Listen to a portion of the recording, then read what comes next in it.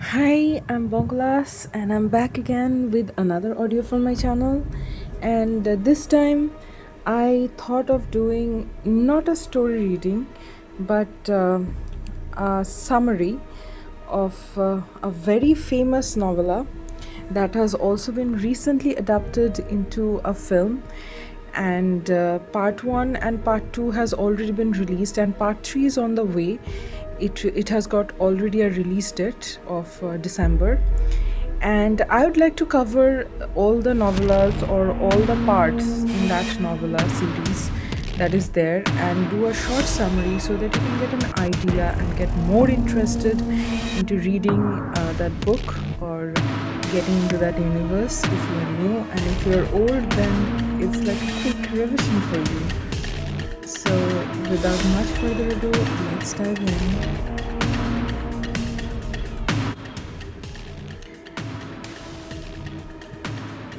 So the first part is Dune, written in 1965 by none other than the famous Frank Herbert.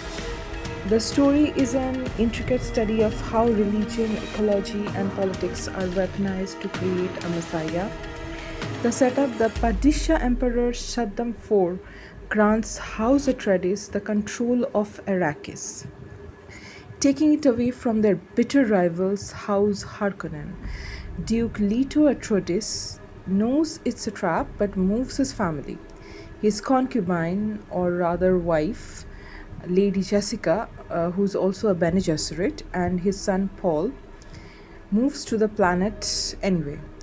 The Emperor actually wants to eliminate the House Atreides because their military strength is beginning to rival his own imperial forces, who are the Sardaukars, and they are trained in a prison planet in a complete contrary environment to make them tougher, which is a bit harsh, I guess. So then Dr. Wellington Yu, the Atreides family physician, who is forced to betray the Duke because the Baron, Vladimir Harkonnen, has held his wife as an hostage. A brutal joint attack by the Harkonnens and Emperor Sardaukar destroys House Atreides. Duke Leto is killed, but Yu helps Lady Jessica and Paul escape into a deep, lethal desert before he finally dies. Now, in the desert, Paul and Jessica are taken in by the Furmen. Now, they are not taken in actually, they roam around the desert, and Paul has heard that a fable that there are Furmens there. That's how they pronounce them. Freemen or Furmen with blue eyes who eat their own dead. That's how they heard them. And they are warrior kind of people. So they thought of seeking refuge there because they had no other choice. The habitable world will kill them anyway or give them away to the emperor. So the resilient native population of Arrakis, they are called. So Jessica exploits the Missionaria Protectiva, a centuries-old Bene Gesserit psychological campaign that planted various religious myths among the Furmen to convince them that Paul is their prophesied Messiah, the Lisan al-Gaib, the voice from the outer world. Now here I think that Jessica did not completely manipulate the myth making thing.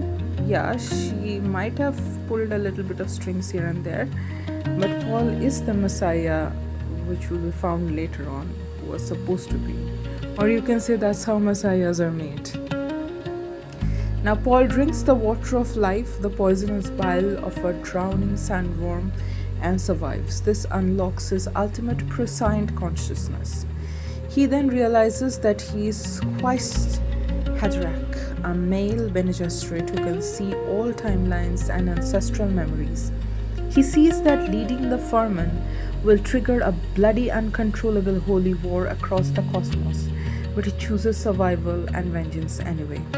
Paul adopts the name Muad'Dib. He trains the Furmen in advanced Atreides combat tactics and learns to ride the colossal sandworms, which their kids also could. The Furman kids also could hides sandworms. But Paul, an outsider, did it anyway, so it's a great feat. Launching a massive assault using the desert's atomic weapons and a violent sandstorm, Paul destroyed the Harkonnen forces. He executes the Baron's nephew, Fjord Rotha, in a duel. So Fjord Rotha was another, a very cruel leader. They used to, conduct like duels like that, mock duels, or in pits where Fjord Rotha fought opposite parties or prisoners mostly who were already injured, wounded, or drugged, and killed them cruelly in front of the crowd. So it's kind of a show off that he used to do of how powerful he was, of how cruel he was, but this was the main scenario. He was nothing but a you judge. Okay. To prevent the Emperor from vaporizing the planet, Paul threatened to use a newly discovered chemical chain reaction to permanently destroy all spice production on Arrakis. Being concerned, the Emperor abdicates Paul, marries the Emperor's daughter, Princess Irulan, for political legitimacy, claims the throne, and secures absolute control over space travel. So the Emperor, who always liked to take control of every houses, saw that Duke Leto, Paul's father, and Paul were really becoming popular, and because they were doing good actually.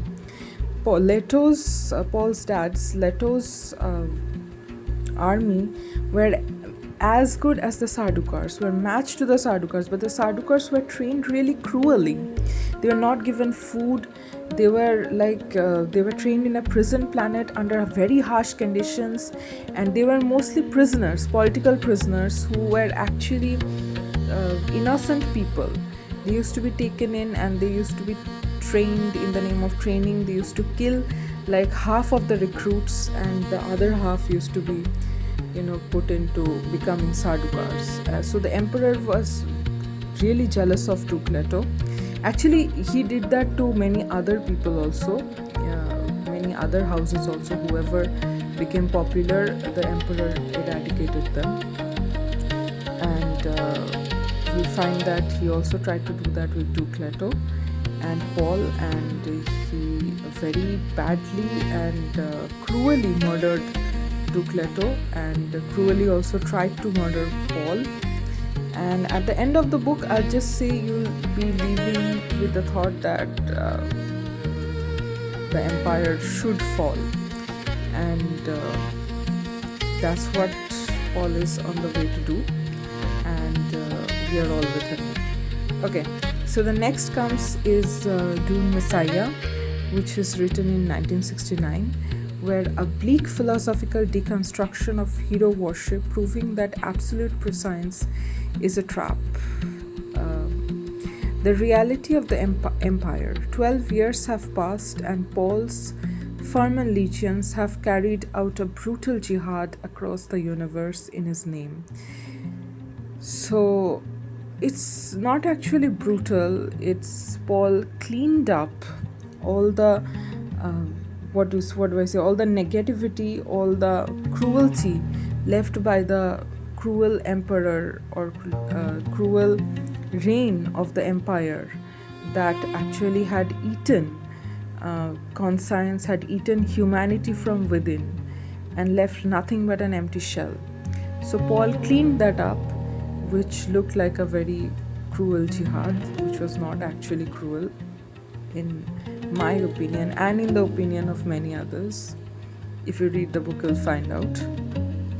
And a powerful alliance is formed to overthrow Paul, consisting of deposed Princess Irulan, the Spacing Guild, the Lalaxu, and the Bene Gesserit. They present Paul with a gift meant to destabilize him mentally, a Gola, a clone grown in an axolotl tank of his deceased childhood mentor Duncan Idaho, renamed Hyatt. So Duncan Idaho was killed in battle. He sacrificed himself while saving Paul and his mom.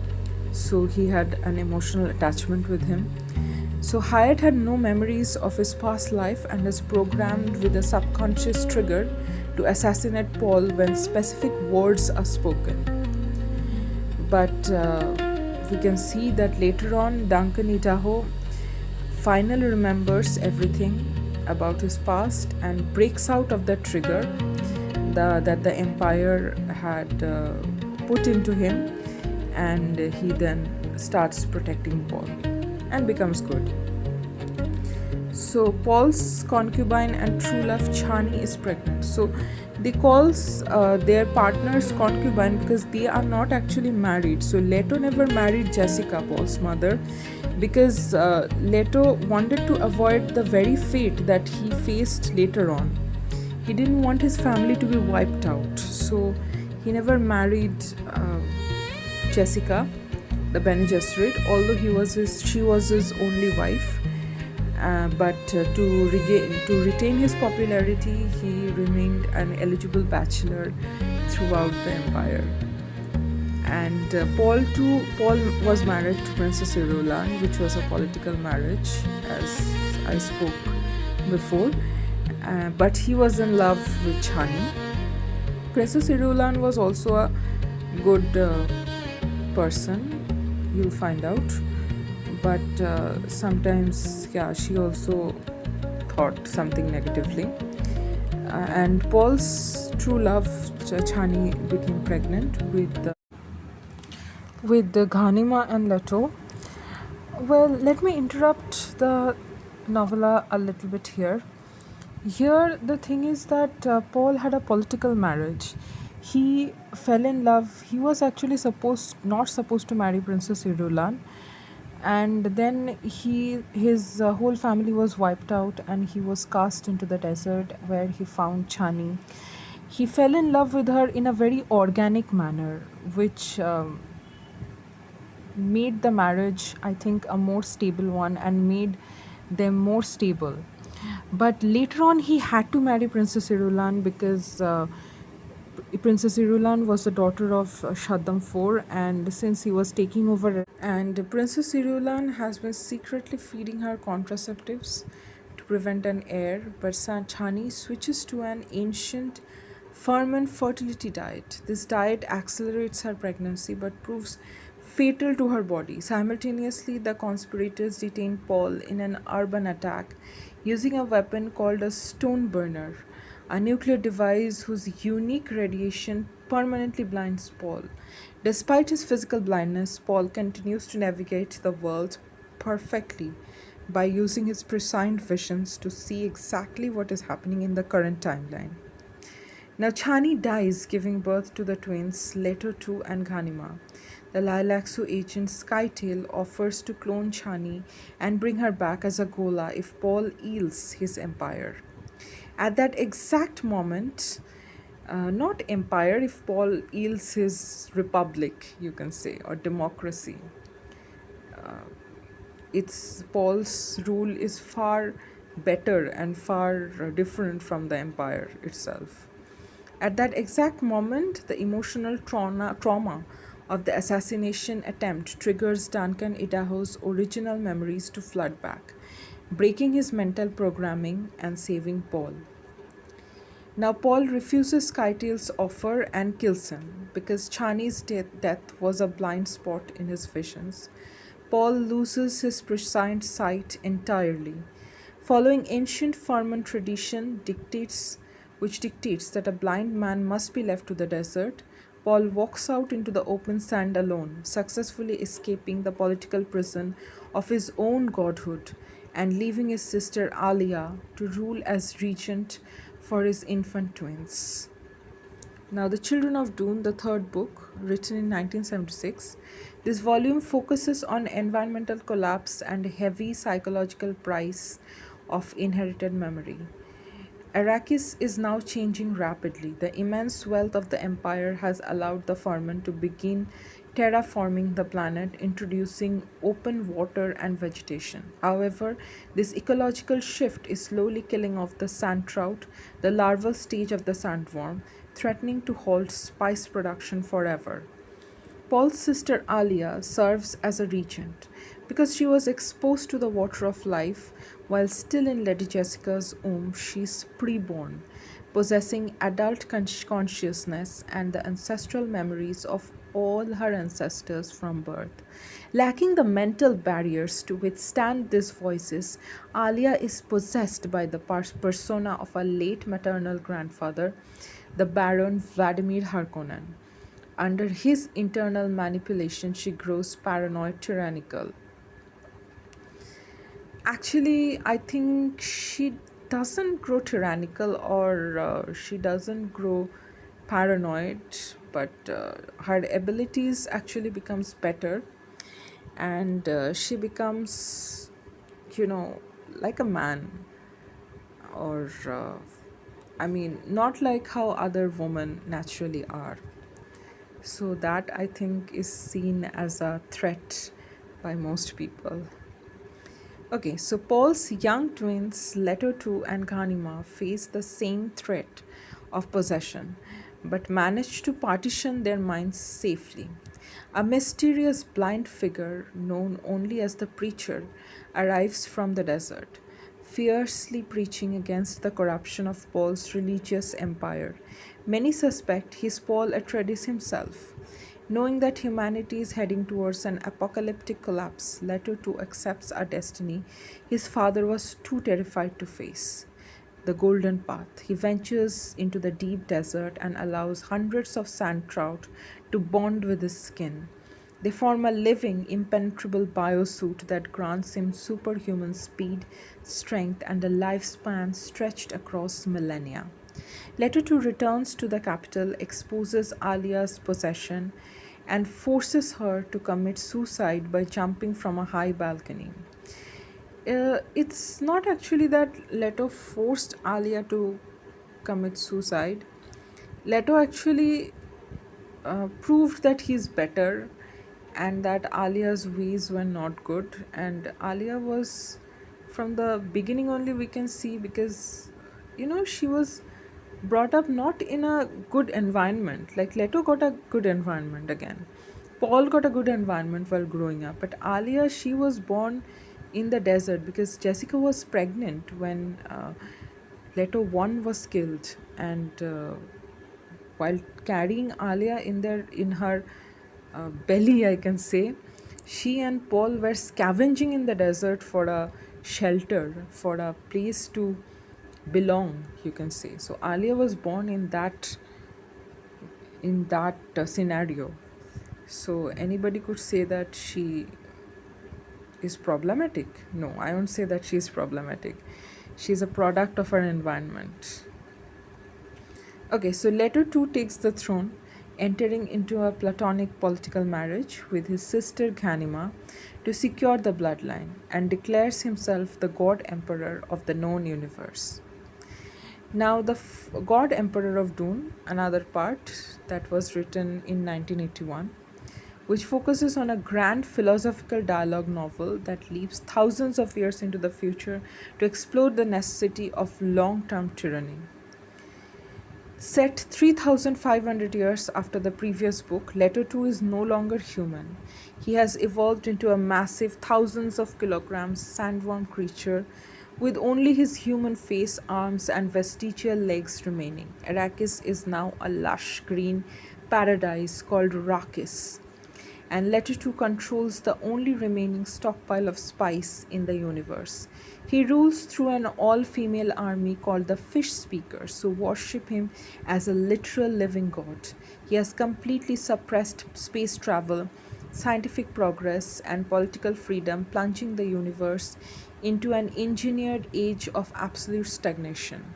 Because that's what he thought, or that's what he believed could be way out for humanity. Although I would say that no individual ruler is completely right, but each one is trying their best to bring the good to this world, and each one is again the product of their own environment. Now, Leto too, while growing up, has seen wars and wars, his mom dying, his dad going mad, his aunt jumping off, and his near loved ones, doing this and that war torn and everything.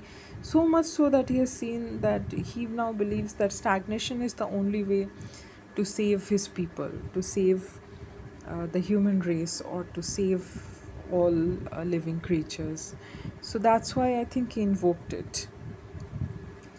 So then again, Leto 2 is not a tyrant out of cruelty, but out of absolute necessity.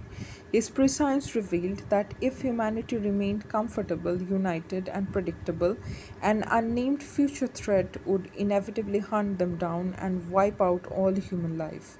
The golden path in his design to prevent this, by acting as an immortal, inescapable tyrant for thousands of years, he is hardwiring a profound genetic need for freedom, rebellion, and deep space exploration into the collective psyche of the human species. For over 30 centuries, Leto too has managed a highly selective human breeding program using the descendants of his sister Ganima.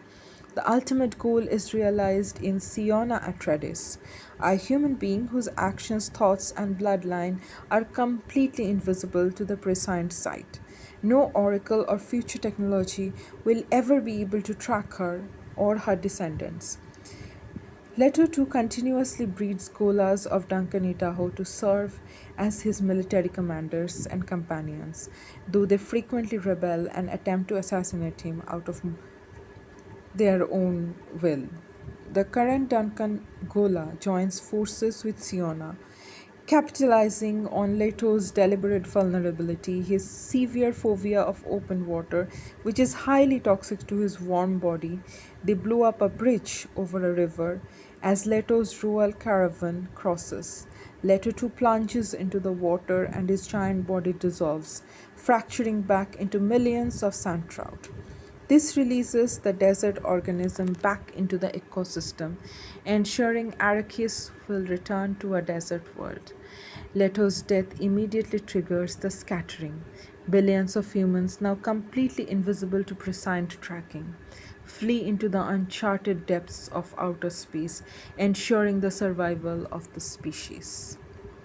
So if you just combine foundation here, so you can say this is the moment that the fleets carrying the foundation colonies jumped into two uh, far-reaching ends of the galaxy to make, to save the human race. But here it's not given, but I believe that you can relate it like that. Now, The Heretics of Dune, written in 1984, this franchise shifts into a fast paced technological thriller exploring the chaotic aftermath of a shattered empire. 1,500 years have passed since the death of the god emperor. Rakis has returned to a desolate desert, and the giant sandworms have returned, each carrying a tiny fragment of Leto two's consciousness. Humanity is returning from the deep space of the scattering, but the factions that left have evolved into terrifying new entities. The dominant force returning from the scattering is the honored mattress, a violent, sadistic matriarchal order. They use advanced weapon technology, hyper-fast reflexes, and domination to conquer worlds, enslave population, and systematically slaughter the old universe factions. Now you can say that this faction also, whom we call sadistic, is also a product of their environment. Now what they have seen, they are trying to undo it, and they are using a different method to preserve order. The Bene Gesserit, led by Mother Superior Taraza, find themselves on the brink of extinction. To survive, they locate a young desert girl named Shiana on Arrakis, who possesses the miraculous genetic ability to command the sandworms. Simultaneously, the Bene Gesserit commission their most advanced Duncan Idaho Gola yet from the Lilaxu, assigning a brilliant aged military strategist named Miles Tegg to protect and train him. Miles Tegg unlocks the young Duncan's memories using extreme sensory stress, inadvertently unlocking hidden superhuman physical abilities within the Gola. Realizing the honored mattress cannot be bargained with, Taraza allows them to destroy Arrakis completely. The entire planet is glassed and reduced to ash, wiping out the honored mattress regional forces. However, Miles Tegg sacrifices his life to ensure Shiana and Duncan Idaho escape on a captured spaceship, smuggling a single live sandworm with them to seed a brand new desert home. Chapterhouse, Dune, which was written in now 1985. This final book concludes with an intense psychological war of attrition and sudden escape into the cosmic unknown. The Bene Gesserit have retreated to their secret headquarters planet Chapterhouse. Under the leadership of Darwai Ostred, Tarsa's successor, they are systematically destroying the planet's ecology, introducing sand trout to turn their beautiful capital into a harsh desert world capable of producing spice. Rather than attempting to destroy the honored mattress military, Ostrid crafts a psychological trap. The Bene Gesserit captured Marbella, a high-ranking honored matre. Through intense mental training, Maitreya is initiated into Bene Gesserit ways, combining the lethal physical power and dominance of the mattress with the profound emotional discipline of the sisterhood. Ostrid launches a final strike against the honored mattress headquarters. During the chaos, Ostrid is killed and Marbella kills the great honored matre in single combat. Marbella instantly claims leadership of both factions, merging the Bene Gesserit and the honored mattress into a single unified sisterhood designed to rebuild humanity. Throughout the novel, Duncan Idaho Gola has been trapped inside a massive technologically advanced no ship, a vessel completely hidden from prescient sight and scanners. Duncan reveals that his multiple Gola lives have unlocked a terrifying truth. A mysterious and ancient godlike alien couple, Daniel and Marty, who are implied to be advanced independent face dancers, are using a vast web of cosmic energy to track his location and ensnare humanity. Realizing that Marbella's new unified order will still be vulnerable to this outer space threat, Duncan Idaho takes control of the no ship. Alongside Shiana, a few remaining sandworms, and a small crew of refugees, he severs the ship's tether to the known universe and blind jumps into the uncharted depths of space, leaving the future of humanity entirely open ended. So, here we see that Duncan Idaho and Sheena, they both jumped into something unknown. So, could it be that the start of the Foundation series? Could it be from now on we can put the plan of Harry Seldon in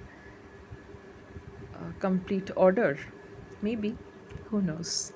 That's for you to decide, my readers or my listeners, I can say. Okay, so with the summary, let's read a chapter from the book. It's not actually a chapter, it's Appendix 3, which is a report on Bene Gesserit, motives and purposes. And I thought that my listeners should also know about this in detail. So let's dive in. Here follows an excerpt from the Summa prepared by her own agents at the request of the Lady Jessica immediately after the Arrakis affair. The candor of this report amplifies its value for beyond the ordinary. Because the Bene Gesserit operated for centuries behind the blind of a semi-mystic school while carrying on their selective breeding program among humans, we tend to award them with more status than they appear to deserve. Analysis of their trial of fact on the Arrakis affair betrays the school's profound ignorance of its own role. It may be argued that the Bene Gesserit could examine only such facts as were available to them and had no direct access to the person of the Prophet Muad'Dib. But the school had surmounted greater obstacles, and its error here goes deeper. The Bene Gesserit program, as its target, the breeding program they labeled Quite Haderach, a term signifying one who can be at many places at once. In simpler terms, what they sought was a human with mental powers permitting him to understand and use higher order dimensions. They were breeding for a supermentat, a human computer with some of the prescient abilities found in guild navigators. Now attend these facts carefully.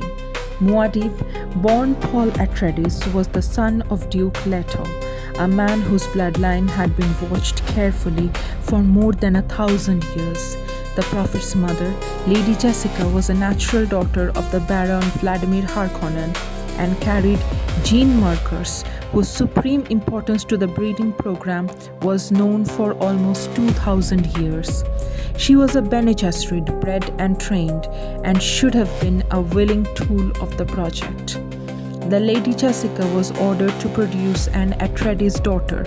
The plan was to inbreed this daughter with Feud Rotha Harkonnen, a nephew of the Baron Vladimir, with the high probability of a Quite Haderach from that union. Instead, for reasons she confesses have never been completely clear to her, the concubine Lady Jessica defied her orders and bore a son. This alone should have alerted the Bene Gesserit to the possibility that a wild variable had entered their scheme, but there were other, far more important indications that they virtually ignored.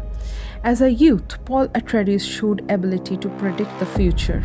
He was known to have the prescient visions that were accurate, penetrating, and defied four-dimensional explanation. The Reverend Mother Gaius Helen Mohiam, Bene Gesserit proctor, who tested Paul's humanity when he was 15, deposes that he surmounted more agony in the test than any other human of record. Yet she failed to make special note of this in her report. When the family Atreides moved to planet Arrakis, the Fremen population there hailed the young Paul as their prophet, the voice from the outer world. The Bene Gesserit were well aware that the rigors of such a planet as Arrakis, with its totality of desert landscape, its absolute lack of open water, its emphasis on the most primitive necessities for survival, inevitably produces a high population of sensitives. Yet this Fremen reaction and the obvious element of the Arrakeen diet, high in spice, were glossed over by the Bene Gesserit observers. When the Harkonnens and the soldier fanatics of the Padishah Emperor reoccupied Arrakis, killing Paul's father and most of the Atreides troops, Paul and his mother disappeared. But almost immediately there were reports of a new religious leader among the Farmans, a man called Muad'Dib, who again was hailed as the voice from the outer world.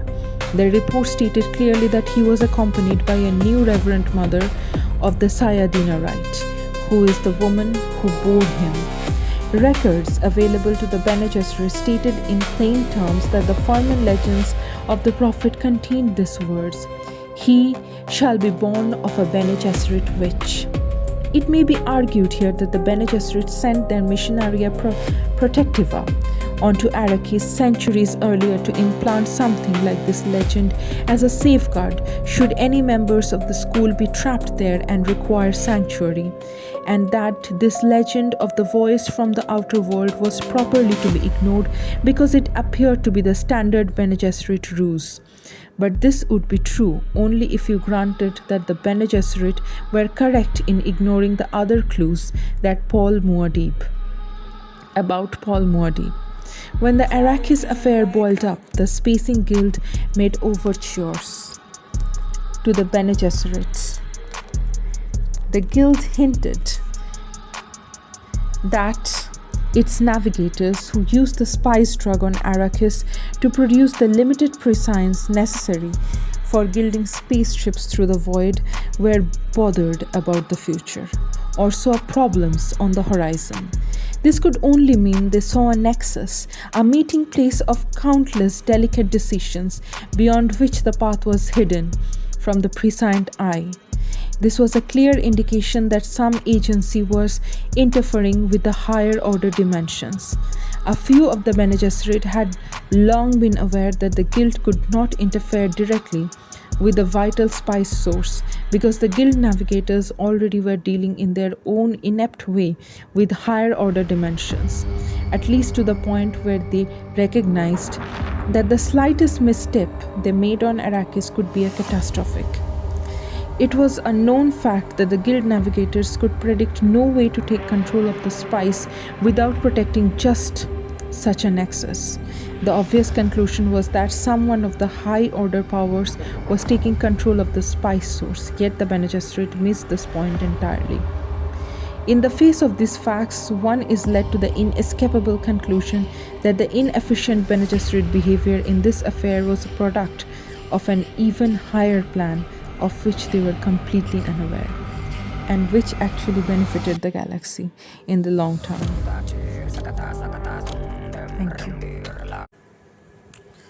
Also, today I will be going to buy my new scooter, which is, you know, I have seen, because I wanted to buy a second hand scooter because I'm a beginner, but a heavy one, family scooter, but that I can't handle because I have balancing issues and everything.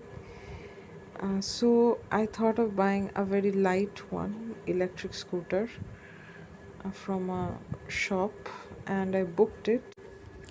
So I'm ending the podcast, you can say, or the audio today. And I hope you enjoyed it. And do comment down below if you want to hear something else.